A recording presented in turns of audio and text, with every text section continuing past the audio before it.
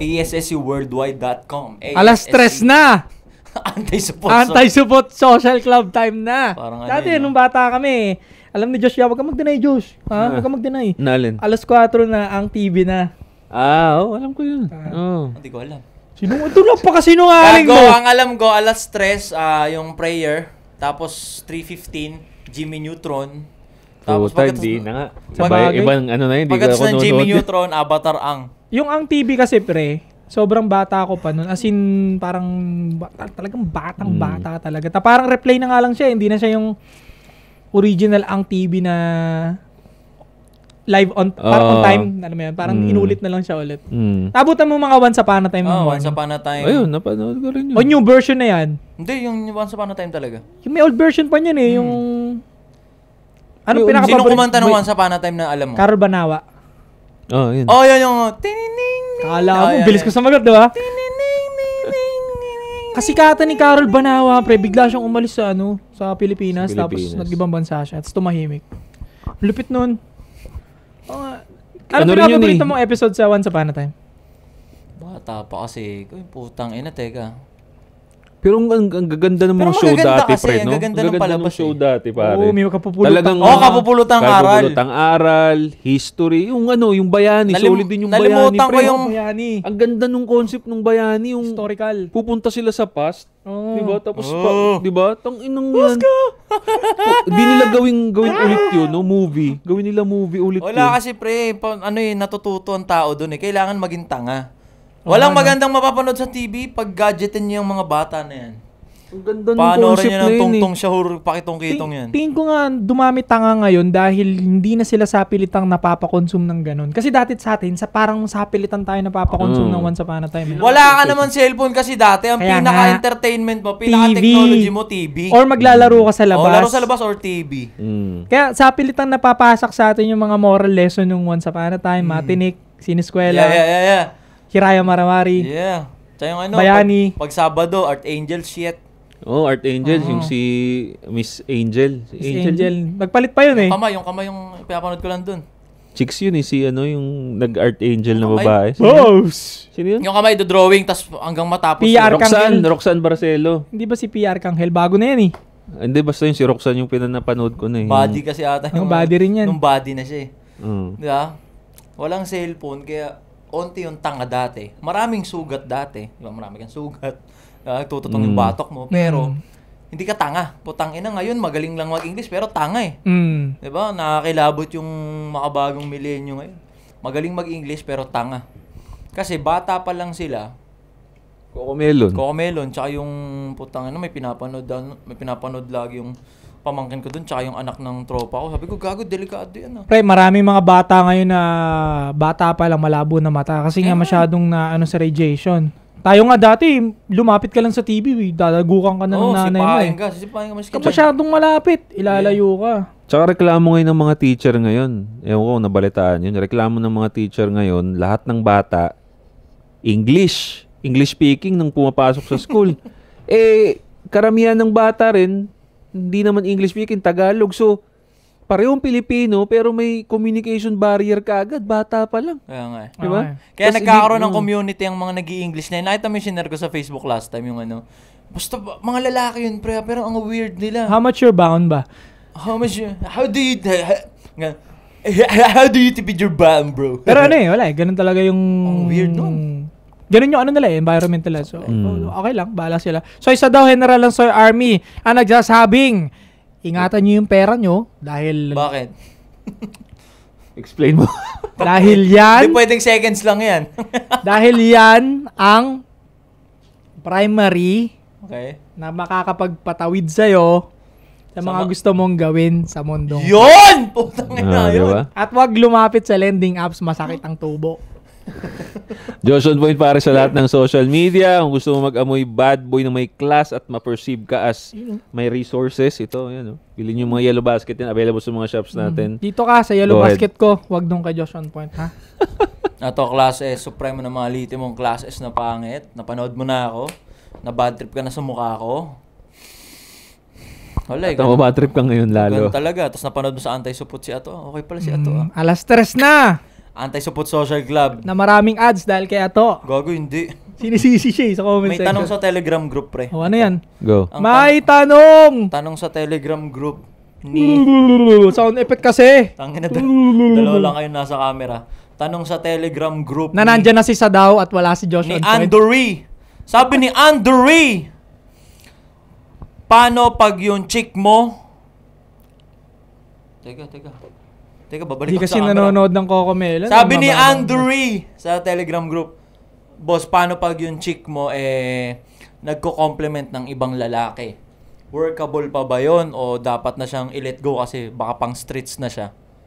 Ooh. Grabe. Kamu na, Grabe Josh. mga lengguwahihan mo, pang young stan. Yung stan.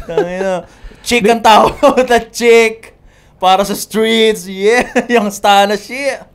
Para sa akin, bro, ito experience ko lang, no? Check mo kung walang problema sa compliment eh. Normal na ugali ng tao yung magbigay ng compliment kung deserve naman talaga, di ba? Give credit when it's due, di ba? Yung makasabihan natin. So, walang problema yan. Pero, ang papansinin mo na ngayon dito kung gaano niya kadalas i-compliment yung certain tao na yon. Isang lalaki lang ba yung kino-compliment niya? Wow. Red flag na yun pag yun at yun lagi niyang kino-compliment. Pero pag Micro-cheating yun, pre. papunta na yun. Tsaka papunta na yun doon. Yeah. Kasi based on my experience. Pero mamaya, ikukwento ko na lang din, no? Pero pag paiba-iba naman na lalaki, baka naman kasi talagang nandun siya sa environment or nasa workplace siya na talagang kailangan mag-compliment or talagang nakikita yung galing ng isang tao doon. Di ba? Walang problema yun. Again, ang compliment ay walang problema, lalong-lalo na kasi nga, give credit where it's due. Ngayon, ito, nangyari sa akin, pre. Kwento ko na lang din. Isa sa mga heartbreak ko rin nung kabataan ko. Boss, ilang taon niya kabataan na yan? 20 plus. 20 plus ako nito. 1980 yan. Nagtatrabaho na. Gago, 1980 ang puta. Wow. 2000, basta yun, 20 plus. Nag-working na ako nun, pare. Dahil blue pilled ako, hindi pa ako marunong magbasa ng galaw ng babae noon. Napansin ko lang, kasi yung girlfriend ko noon is nasa IT industry siya noon. So, most of the time, lalaki kasama niya. So, pagka nasa biyahe kami, nababanggit niya tong lalaki na to, sasabihin niya, makulit tong lalaki na to. Talaga. Ako naman, blue pilled. Ayan na yun. Blue pilled, sasabihin, ganun ba? Okay. So, okay, naintindihan ko. Kakagaling niyang work sinundo ko siya nun. Kumain kami. Ito na naman, binukang bibig na naman niya yung lalaki na yun. Compliment na naman. Naalala ko yung makulit kasi siya. Ganito yung sinabi niya rin. Ayun na yun. Pagka iisang lalaki at napapansin mo na parang bukang bibig niya na, ganyan ma-inlove ang babae, pare. No, ganyan ma-inlove. Diyan sila nag-uumpisa ma-inlove sa lalaki. Yung unconsciously, nababanggit niya na sa'yo. Kasi, nung na-inlove siya sa'yo, pare, tatandaan nyo, nung na-inlove yan sa'yo, lagi ka ring bukang bibig niyan sa mga tropa niya. Yes. Ngayong nai-inlove na siya dun sa outside na lalaki, nagiging bukang bibig niya na yun sa'yo. Kaya, pay attention, pare. Pay attention. Kailangan mag-pay attention kayo dyan. Basahin yung galaw, basahin. Kung napapadalas ng compliment sa inyo yung lalaki, yan na yun. Papunta na yun doon. Insecure ka? Ha? Hindi, real talk lang yun, pare. Ano ka, Taurus ka kasi. Real talk yun. Again, sabi ko nga kanina, compliment is normal. Pag ino-compliment niya kung sino-sino lang, babae, lalaki, both na compliment niya, baka ganun yung babae mo. Appreciative siya sa mga nangyayari sa buhay niya. So, normal. Pero pag nag-iisang lalaki lang at napapadalas na, papunta na yun. I think kaya nagkakaproblema yan, yung nagtanong. At eto, i-assume ko lang naman. No? Mas kino-compliment kasi yung ibang lalaki compare sa kanya. Yes, sir. Yan. Pwede rin. At ang tanong doon, bakit ganun? Bakit mas sinahangaan niyo yung ibang lalaki kumpara sa tikas mo? So doon pa lang may mali na. Hindi dahil insecure ka na kino-compliment niyo yung iba. Hindi na yung tanong doon. Hindi na insecurity to. Tsaka pare, labas na hindi na insecurity yun. Bakit? Normal lang na ma-insecure yung tao. Kung ang bukang bibig mo na bilang babae ka, ibang lalaki na. Actually, hindi insecure yun, pre. Oh. Hindi insecure. Mali yung term. Yan kasi ang babato sa'yo ng ibang lalaki at ibang babae na hindi nakakaintindi ng territorial mindset. Yeah. Sasabihin nila, tol, masyado ka namang insecure. Anong gusto mong gawin ko? Pasawalang bahala ko. Babae ko yun. Oh. Kumbaga, ayoko nang may ibang kumukupal sa akin pagdating sa babae ko. Territorial nga ako eh. 'Di ba? Ngayon, kapag pinasawalang bahala ko yan, magtutuloy-tuloy yan.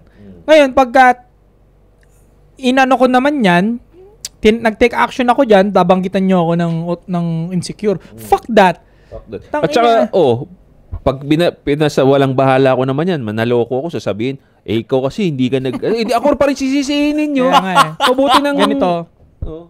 Ang take ko dyan, hindi ka insecure, ang nangyayari, ini-insecure ka ng babae. At kung yung babae, gusto ka talaga niyang sagad, hindi niya pipitikin yung ego mo. Alam kasi ng babae na pipitik ng ego yan eh. Yung ganyan na babanggit na ibang lalaki. Yeah. Alam ng babae yan.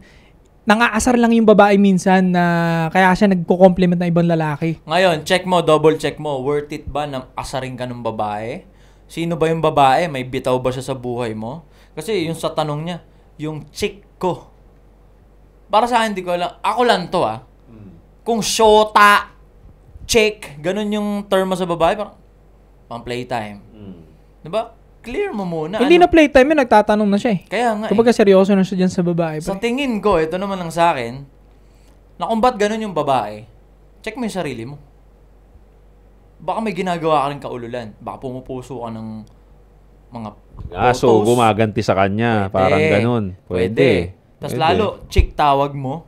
So tingin ko, hindi mo siya binibigyan ng proper na pang-girlfriend. Kaya hindi ka rin siguro tinatrato as nakarespe-respetong boyfriend. Tama. Totoo. Kasi pambabastos yun. Clearly, pambabastos. Cheating yun, pre. Babae, mag-compliment ng ano. Yung sinasabi mo kanina, bad trip nga ako dun eh. Sabi, normal mag-compliment. Hindi, putang ina. Ang girlfriend ko, ang hahangaan lang, ang pinakamalupit lang sa mata niya, ako. Or si Jesus Christ. Dalawa Paano lang. pag may artista siyang hinahangaan lalaki? Limitado. Check mo kung yung paghanga ba parang ano lang, Mayat maya na pre. Hindi ang siya para sa akin, hindi siya yung parang kilig. Iba yung kilig eh. Alam mo yung nababasa yung pepe nito. Tsaka yung mayat maya lumalabas sa bibig, bro. Yan. Yun kasi sa akin ang pinaka boundaries ko na eh. Kasi, ako naman, pag may nagandahan akong artista, sasabihin ko, ang ganda nito. Pero pag gising ko kinabukasan, hindi ko na kilala. Nakalimutan ko na. Wala na akong pakialam doon. Pero yung mayat maya sinasabi na, para sa akin, ibang usapan na yun. Nakatulog ka na. Kumain na tayo lahat-lahat. Nilabas na kita lahat-lahat. Nasa isip mo pa rin yun. Natatakam na siya nun dun. Tsaka lagi mong tatandaan Tapos na yun. Kunyari, sabi ng partner mo, tangina, alam mo ganito, may katrabaho doon, si daw, ang kulit nun. Tangina, kinukulit ako. Sabi ko nga, ako talaga. Ano ba? May boyfriend na ako. Tangina, tas kinuwento niya pa sa'yo. Imagine, yung energy na nagastos ng babae mo dahil lang kay Sadaw. Kung si Sadaw, kunyari, kinulit, ganito, ganyan. Kung yung babae mo talagang so into sa'yo, tangina, hindi makaka-receive to ng any letters ng response. Totoo. Di ba? Ganun lang. O kaya dead ma at all. Pero the fact na, ano ba Sadaw? May boyfriend na ako. Mag 7 years na kami. Tangina sa mata nito. Nag-reply ka eh. Nag-response ka eh. Ang babae nga. Yari ka sa akin sa para-exit. Lap-lap ka sa akin mamaya. Ang babae nga, good or bad, once na nakukuha niya yung attention ng babae mo, yari ka dyan. Yari na. Ako, nadaanan na rin ako ng ganyan, pare. Naloko na rin ako ng babae, pare. Hindi ko di-deny. Mga putang ina nyo. Na broken heart. Tangin to pala, mura talaga, no? Putang ina nyo mga gago, malo IQ na babae na yun. Na broken heart na rin ako, pre. Ilang beses na. Naloko na rin ako ng babae. Nalo IQ. Panahon na. Lagyan natin ng label, pre. Kasi baka tamaan naman yung ibang babae. Ito, ang pinapakyo namin, mga low IQ na babae. Kasi para sa amin... Ikaw lang na mamakyo. Ha? Ikaw lang yun naman. Pati samahan natin siya, sige. Tangina, para sa amin lalagyan natin ng boundaries. Baka sabihin nyo, general nyo lahat ng babae. Hindi. Ang dinuduruan lang namin sa mukha dito yung mga low IQ na babae na hindi mapakali sa isang burat. Pero kasi hindi ko siya masisisi. Pok. Okay. Yung babae na nagloko sa akin, actually dalawa. Hindi ko sila masisisi kasi Tangina, hindi mo sila masisisi. Low IQ din Pinagsabay mo sila? Hindi, magkakaibang Okay. panahon yun Okay. na nag-cheat sila. No? Yeah. Hindi ko sila masisisi kasi Bakit? nga, hindi ko pa alam kung paano mag-handle ng maayos ng babae sa sitwasyon na ganun. Pero isa lang sinisigurado ko, bago sila mag-cheat, may nababanggit-banggit na yan madalas. Yeah. At madalas kung sino yung binabanggit-banggit nila, yun ang napag-cheatan. Kasi nakukuha nga yung attention nila nun eh. Good, kaya nga sabi ko, good or bad, basta binabanggit niya sa'yo yung lalaki na yun, pare, tinitesting ka na niya kung ano. Tsaka ano bang reaction purpose mo? ba't niya binabanggit sa'yo? Like for example, ganito. Yung chick mo, ang ina ka. Yung chick mo, may kinukwento sa'yo. Easy, alam mo, easy. may katrabaho ako. Or, alam mo, may classmate ako, ganito ang kulit niya. Sabi ko na nga, may boyfriend ako eh. Sabi mo, sige, puntahan ko dun. Kukulatain ko. Dapat, sige nga, putang ina nun eh. Pag gumanon yung babae mo, ibig sabihin, nagsusumbong talaga siya sa'yo. Pero pag, wag na, ano ba yan? Lagi naman ganyan sasabihin ng babae. Masyado ka namang isip bata, ganito ganyan. Ay, ganyan naman sasabihin ng babae. Pag gumanon siya, wala. Tangina na, napapassionate na siya sa kulit nakakaya mo. rin kasi sa part niya. Lalo kung katrabaho niya, pre. Ha? Yung kaya siya pipigil ng ganun. Hindi, nag-gets ko rin yung point na gano'n. Anong point? Bakit niya ikukwento pa sa'yo? Na kung Testing. bakit niya bukang bibig? Shit test yun, pare. Shit test yun. Tinitesting niya kung magiging proactive ka ba. Kung paano ka magre-react Okay. sa ganung ginagawa ng lalaki So, sa dapat kanya. mag-react. Kasi Sa- baka ma-misinterpret na naman nila yung stay cold eh. Putang Stay ina cold, kasi, wait lang. Pake. Stay cold. Wait lang! Okay. Putang ina kasi! So, So, tinitesting niya, tama yung sinabi ni Josh, shit test yun, pre. Kung ano yung magiging reaction mo. Ako, unang-una, pinakamapapayo ko sa mga lalaki niyan, basahin mo muna yung ginawa niya action. Huwag yung susugod ka kagad, aawayin mo yung lalaki. Never, wag ganun. Minsan nga, yung mga bagay na yun, siya na dapat nagre-resolve eh. yes sir. Dahil nga di na darating sa'yo yun eh. Correct! Dahil di na darating sa'yo yung energy na yun. Correct! Tang ina. Kaya in the first place, hindi na dapat nagkukwento yung babae mo na, yung kinukulit ako. Kasi nga, tablado na sa kanya Understood yun. na dapat yun. Yun ang role niya eh. Yun ang role ng babae sa relationship. Ikaw lalaki ka, yun na nga, protect, provide. Ang babae ngayon is to disperse yung mga nagpupursue sa kanya. Yan ang trabaho nila eh. Correct. Kayong mga low IQ na babae kayo, pakyo mo nga, yun. Ayun, yun. So, di ba, ganito yan. Akala ninyo wala kayong role sa relationship. Pero meron. Yun ang role ninyo. Isa sa mga role ninyo is bilang respeto ninyo sa mga partner ninyo, i-disperse lahat ng nagpupursue sa inyo. Hindi ibig sabihin na, ay di, trabaho ng lalaki ko na takutin yung mga nagpupursue. Ano yun? Puta, lahat ng lalaki sa'yo, gusto mo makipagsuntukan yung boyfriend mo. Mamamatay yung lalaki mo. Mamamatay yung maaga. lalaki mo, hindi. Trabaho mo na i-disperse ang hindi na makarating at hindi na mapunta sa radar ng boyfriend mo yun. Kasi nga, ikaw ang may power na mag-stop. Lahat ng nagpupursue na lalaki, nagpapatuloy dahil may babaeng nagbibigay ng motibo. Diba? Totoo. Pag binara mo na si Isa daw, sinabi mo na, kadiri ka, putang ina, may boyfriend ako. Tangina, ako talaga. Ay, hindi, sorry. Dapat nga ano eh, naman tawag dito. Nasasanay na kayo. Hindi, ha? gago. Ito kasi, naawa na ako dito eh. Gago example lang. Capricorn kasi to eh. May mga example na ano dyan. Dapat sobrang sukdulan yung sabihin ng babae po. Tang ina nito. Ganyan ba tinuturo sa'yo ng nanay mo? Kasi madaling basagin ng lalaking libog, pre. Yeah. Legit, pre. Pag Yeah. hindi binasag ng partner mo yun, tang ina. Entertain pa. Game Hindi. din. Game din ang yung sagot, babae. may boyfriend ako. Putang ina, lalong manggigigil yung Sisa daw. discard. Alam mo ba, bato ng lalaki pag sinabi ng babae ng asawa nga na, ang gayabang pa yun eh. Tawa pa niya. Binder than that eh. Galing tayo dun eh. Maglalap-react pa yun. Oh, Maglalap-react pa yun. Okay lang, naman ako seloso. pinaka the best. willing ako maging kabit. May binabanat yan ng mga lalaki, di ba? Ang pinaka the best doon, girls, sa mga girls na nakikinig sa amin dyan, ano? Wala kang reaction, wala kang response. Dead ma at all. Mm. Tang ina pag nag-exert ka ng kahit gapatak na attention doon, tang ina mo cheating yun. Oo. Correct. Ilalove react pa niya. Kala mo cute yung love react. Ang Putang ina, ano yun? Motibo yun. Ang ina mga low IQ na babae yan. Sa Pag akin- gano'n na, di mo alam kung paano gumanap bilang maayos na girlfriend. Tang ina, keso nag-entertain ka ng katrabaho, kaklase. Kasi hindi, wala naman akong pake doon. Pero entertain ka ng entertain. Reply ka Tang ina, ng reply? Oo, Yeah. buntis ka na, buntisin ka, tapos di ka panagutan nun. Tang ina mo, deserve mo yan kasi bobo ka. Nag-enjoy kasi yung babae na yan sa ano, pre. Pakiramdam ko sila, sa attention. ang ganda ko. Nag-enjoy kasi sila. Ang ganda-ganda ka. Oo. Ang dahil nagkagusto sa akin. Oo, ganun. Kaya nga may, gagi pre, real talk, may mga ganun sila na nagiging memes lang yun sa TikTok na, pero totoo yun eh. Hindi joke yun na sinasabi nila na, nakaka-bad trip. Nag-hard launch lang ako, nawala na yung mga reactors.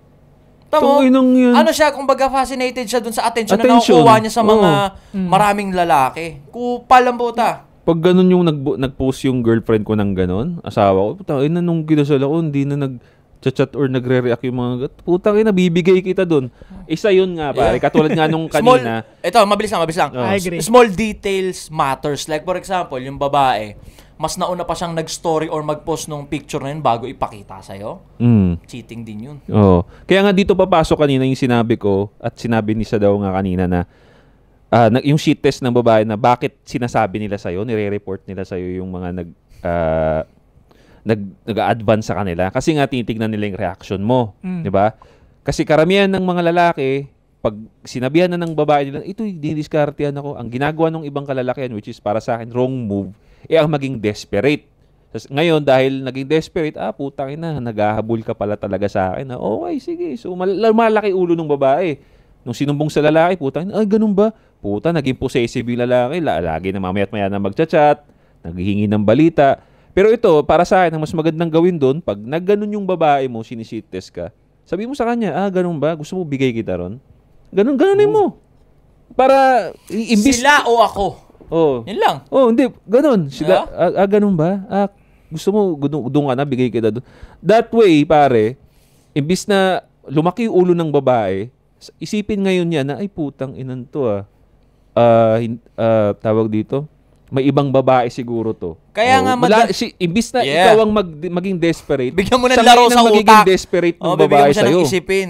Kasi tignan mo yung mga pinagsasabi natin, kaya maraming babae na babadtrip sa sinasabi natin hindi, maraming low IQ na babae na babadtrip sa pinagsasabi natin. Kasi nababawasan sila ng mga utu-utong lalaki na napapasunod nila sa palad nila Kasi ginigising natin yung kamalayan nila Actually, hindi nga to bad energy para sa akin positive to para sa mga lalaki. Yung mga low IQ na babae lang na babadtrip, tangin, nawala tuloy yung service ko nawala tuloy yung tagabiligo ng cravings ko Kasi, tama yung sinabi ni Josh na mag-response ka na wala kang takot mawala yung babae na yan. Pero mag-response ka, hindi yung putang ina nonchalant ka, stay cool. Hindi ganun.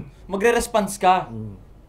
Pero yung response mo is papakita mo na hindi ka natataranta mawala yung babae. Yun kasi ang legit na stay cold. Kasi ilang beses ko na rin nadaanan yung ganyan ng pantetest ng babae ng ganyan. Sobrang nato-turn off talaga ako pag nanggaganyan yung babae pre. Yung katrabaho ko, kinukulit ako, ganyan. Pinagmamasdan ko kagad siya So, anong ginawa mo? Yung kagad yung tanong ko After kanya tinanong-tanong ng ganyan, anong ginawa mo?